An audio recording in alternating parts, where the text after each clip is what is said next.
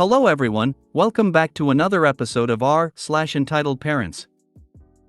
In today's episode, EM takes my inheritance and uses it to bail my brother out. EM uses my inheritance to bail my brother out, Part 2. EM and son request for $29,000 from my dad. Before we get started, make sure to subscribe so you will never miss a video. So let's get started. EM takes my inheritance and uses it to bail my brother out. I'm set to inherit a good portion of land, as is my EB. The two properties are approximately the same size and have the same valuation. EM decided that it would be beneficial to everyone to go ahead and give us the properties so we could buy a home or whatever in order to get around inheritance taxes and probate when she eventually passes.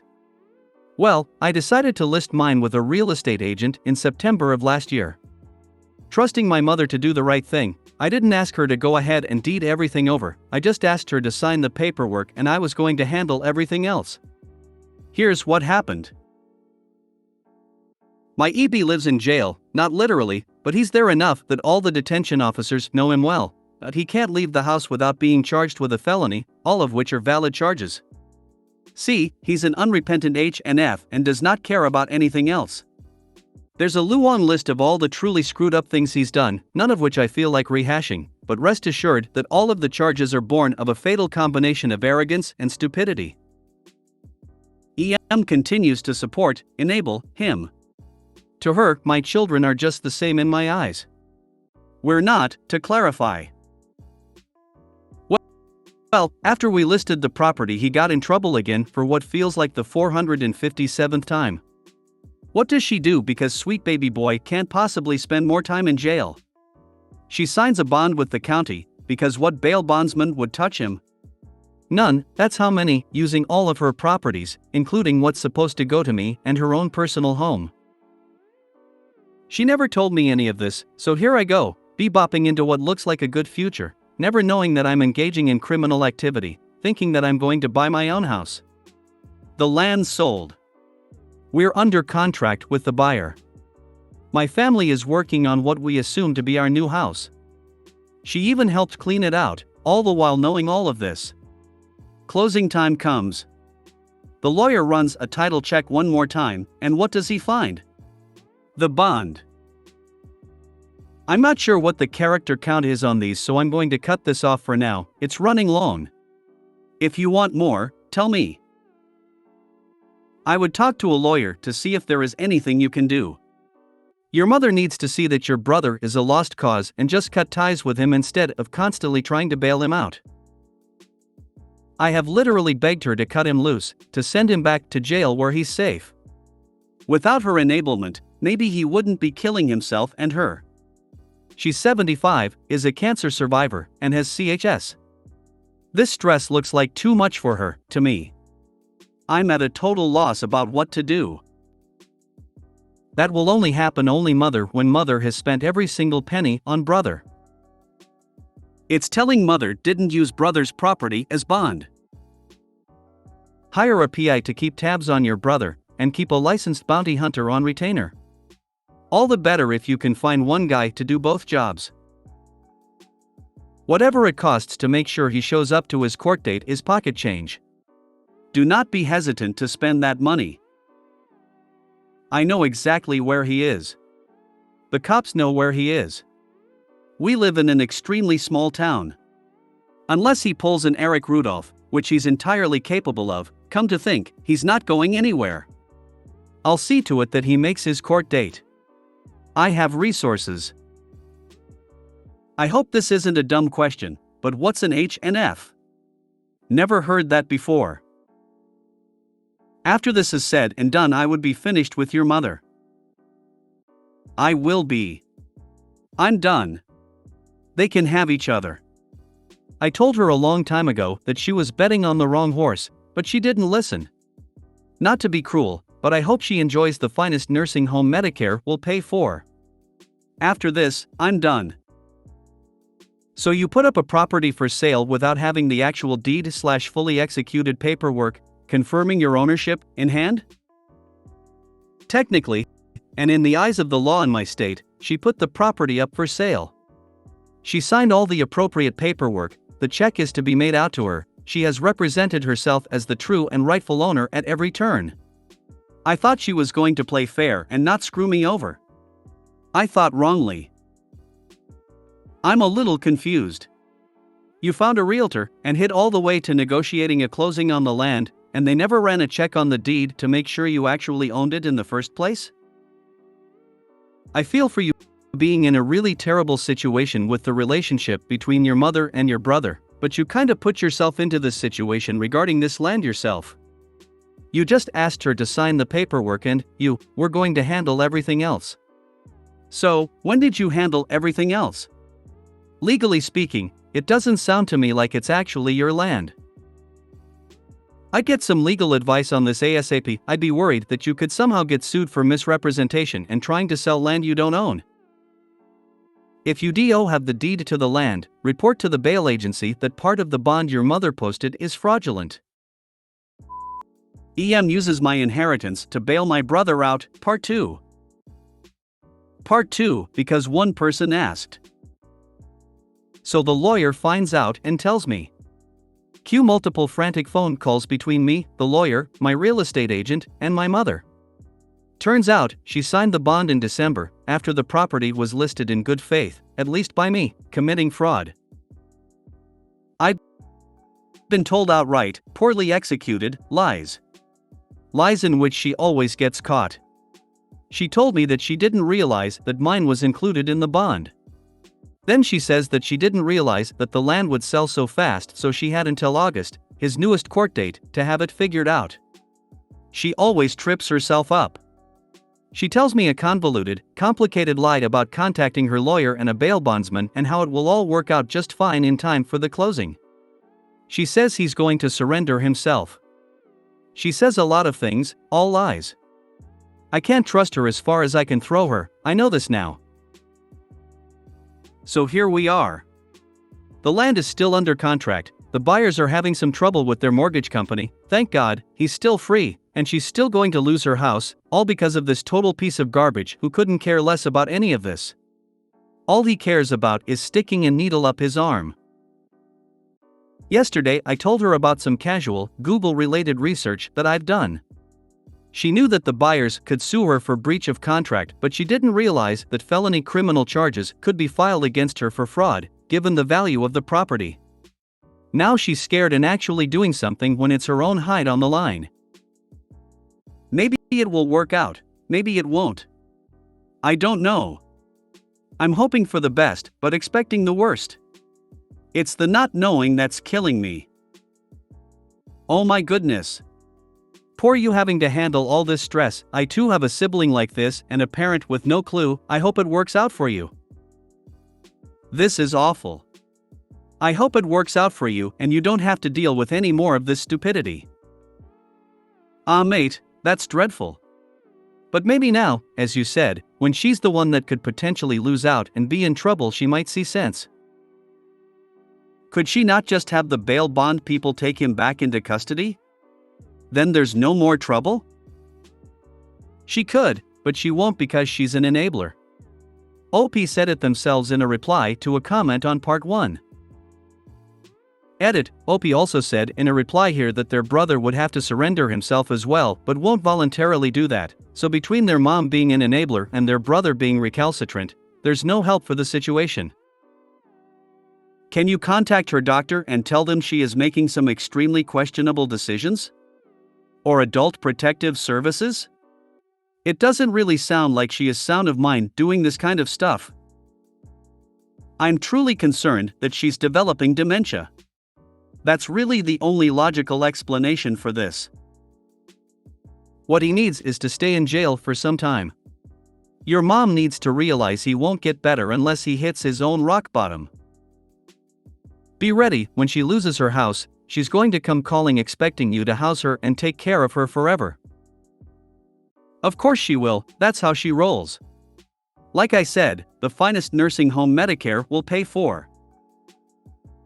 One way for your mother to make sure Fenty addict brother is taken into custody is to call the bail bondsman and tell them he is getting ready to jump bail, they will send out a couple of bounty hunters to pick him up and take him to jail and charge your mom for the bounty hunter's fee. EM and son request for $29,000 from my dad. Entitlement galore part 2. So I reposted one of my older stories yesterday. This is a continuation of that. This would be long as well, so again, please bear with me. For this story, there are 3 main people to consider. The entitled mother, who I'll call EM, her entitled son I'll call ES, and my dad, D. As stated in my previous post, my dad, 64M, went through a really difficult financial crisis a few years ago beginning in 2016. He had invested heavily in the real estate market, and at that time, the market was doing horribly, so it did affect his finances to a great extent. Let me introduce EM and ES. EM is my dad's cousin and in her 60s. She had 6 children with her late husband, all within the range of late 20s to early 50s. Her son, whom this story revolves around, is in his early 40s right now. In 2009, ES lived in the village with EM, where he ran a fairly successful pineapple farm business, and then there were allegations levied against him by the family of the deceased that he had killed their relative. The police were involved and they found no incriminating evidence, so like most things in my country, the case went unsolved. However, the deceased's family were angry and sought to take justice into their hands. They planned to have him killed, and this frightened EM. She called my dad one day in 2009 and told him what was going on and begged him to please let ES stay live with us in the city far away from the village, because she feared that if he remained in the village that he was going to be killed. My dad, not wanting to see her lose her child, agreed to help him, and so ES arrived at our home in early 2009. He was in his early 30s at that point. Upon arriving, he got a job at a bar and grill fast food restaurant where he worked it for about a year or 2 before my dad helped him get a decent job at an insurance firm. He had an entire room and bathroom all to himself and never paid rent or utilities. He never paid for his own food or bought his own groceries. Whenever an appliance broke at home, my dad would replace it and ES would take the broken one. From flat-screen TVs, refrigerators, bed and mattress, etc., my dad let him take them all. He had them fixed and gave them to his sisters who had just moved to our city. My dad took care of him and his needs as though he was his own child. My mom wasn't exactly thrilled about him moving in with us in the beginning because it was so sudden, but given the life and death nature of the situation, she accepted it.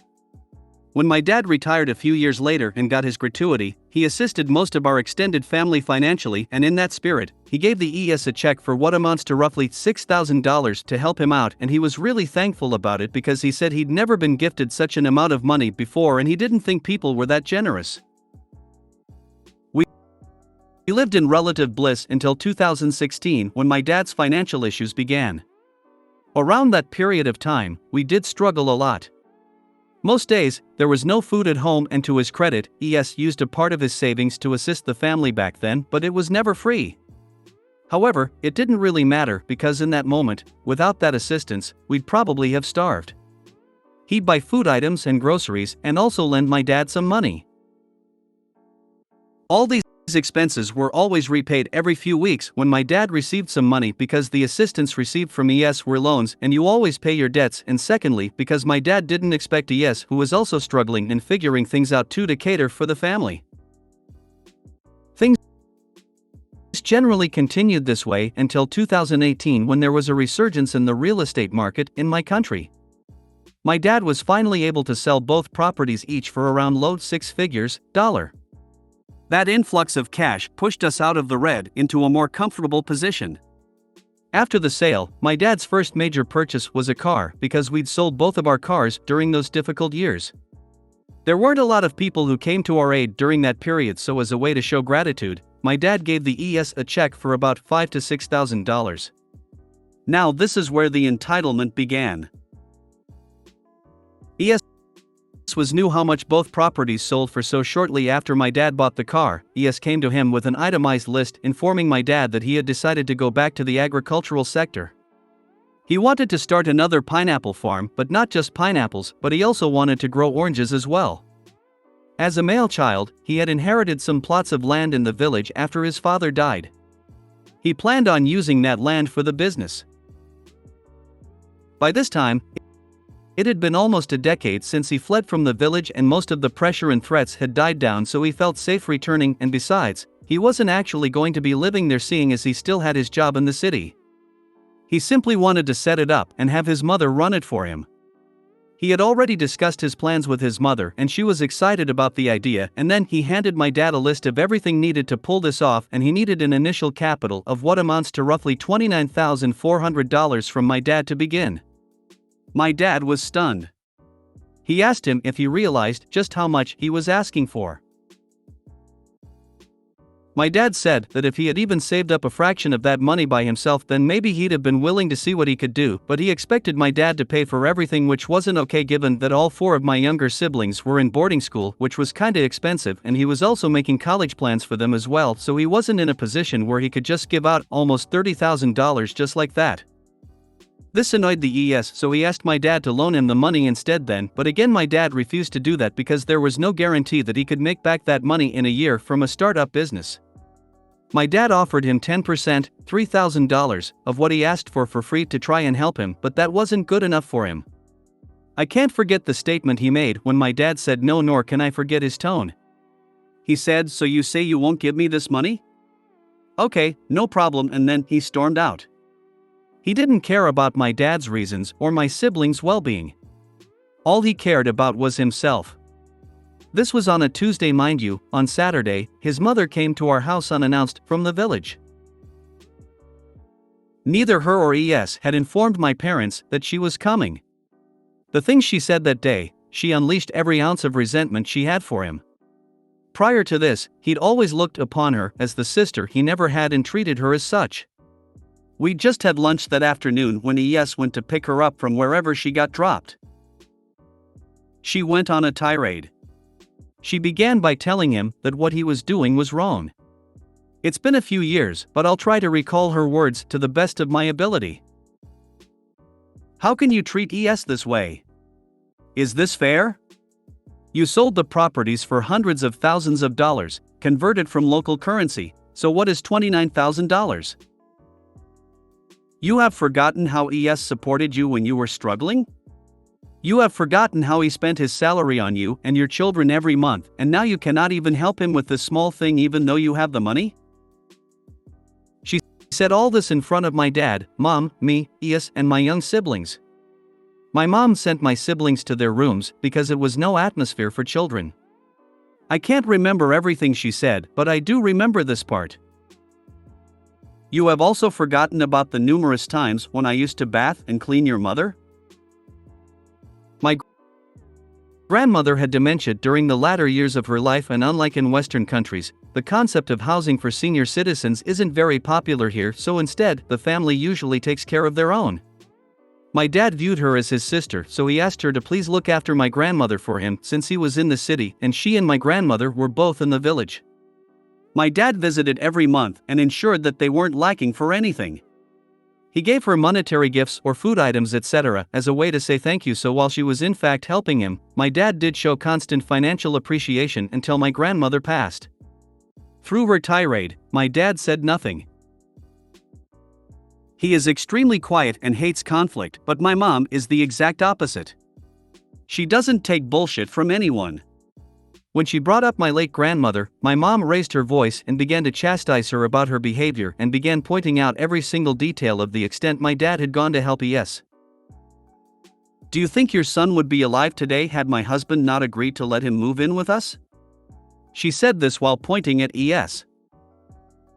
"Weren't they after his head after the allegations made against him? How many people have given you $6,000 not once but twice free of charge? How many people would open their home to someone who was suspected of murder? But my husband did it because he loves and values his family above almost anything. Yes, ES helped us out when things were really bad and I'm thankful, but he was always repaid in full. Do you not care about him training his own children? If he gives you that money, do you not see how that would disrupt the plans he's made for his own kids? How can you both be this selfish? How dare you come into our home and raise your voice at the man who has protected, fed, and housed your son for a decade? How dare you bring his late mother into this? When you took care of her, did you receive nothing in return? He never provided for you financially or look after you while housing and taking care of your son as well? This shut EM up.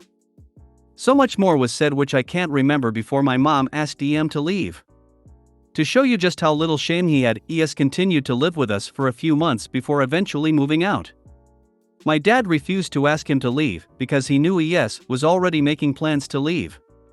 When all this went down, ES was in his late 30s, so he was old enough to know better.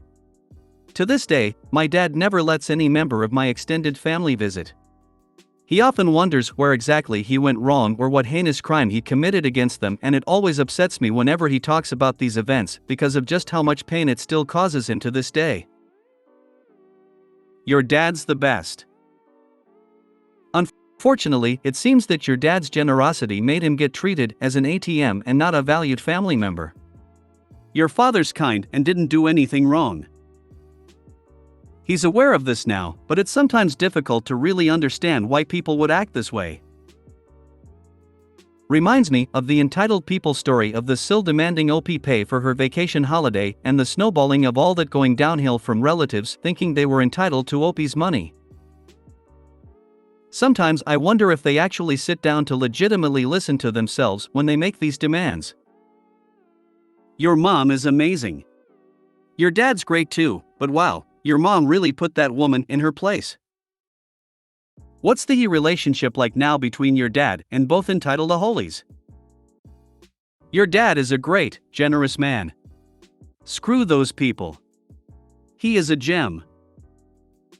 It's like this: if you make a doormat of yourself, people will walk on you. Well, he should have put him out after finding a job, can pay for a room. That's what he made wrong. If you act like a doormat, you should not surprise to be treated as such. If you made it to the end of the video, thanks for watching. Don't forget to like, subscribe and share, and we will see you in the next video.